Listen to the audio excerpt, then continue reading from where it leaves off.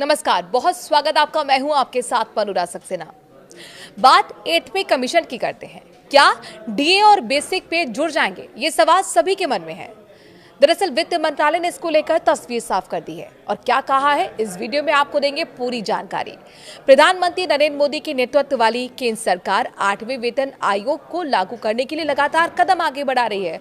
इस बीच सरकार ने संसद के शीतकालीन सत्र के दौरान उन सवालों का जवाब देते हुए तस्वीर साफ की, जिसमें कहा जा रहा था कि केंद्र 8वें वेतन आयोग के तहत ही महंगाई भत्ता और महंगाई राहत में बढ़ोतरी नहीं करेगी और इन्हें मूल वेतन में ही मर्ज कर दिया जाएगा। आइए जानते हैं सरकार ने इस मुद्दे पर क्या कहा है। सरकार ने कहा नो मर्जर।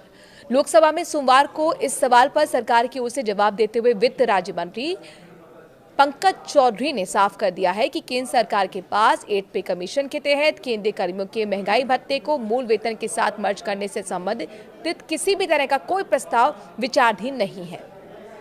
दरअसल ऐसा अनुमान लगाया जा रहा था कि डीआर में बढ़ोतरी न करते हुए इसे बेसिक पे में ही मर्ज कर दिया जाएगा। इससे पहले भी सरकार की ओर से सोशल मीडिया प्लेटफॉर्म ट्विटर पर इस तरह के अनुमानों को सिरे से खारिज किया जा चुका था। कब से लागू होगा 8वां वेतन आयोग? एक रिपोर्ट में कहा गया था कि 8वां वेतन आयोग 2026 के आखिरी या फिर 2027 की शुरुआत में लागू हो सकता है। बीते अक्टूबर महीने में 8th पे कमीशन लागू करने के लिए सुप्रीम कोर्ट के पूर्व न्यायाधीश रंजना प्रकाश देसाई को अध्यक्ष बनाया गया था। केंद्रीय मंत्री अश्विनी वैष्णव ने भी कहा था कि इसकी सिफारिशें 1 जनवरी 2026 से लागू हो सकती हैं।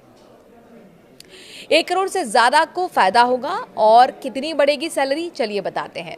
दरअसल 8th पे कमीशन लागू होने के बाद देश के करीब 50 लाख से ज्यादा केंद्रीय कर्मचारियों और 69 लाख पेंशनर्स को फायदा होगा।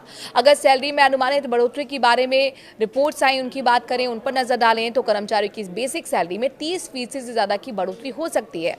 नए पे कमीशन के तहत न्यूनतम बेसिक वेतन 18,000 रुपए से बढ़कर लगभग 30,000 रुपए हो सकता है।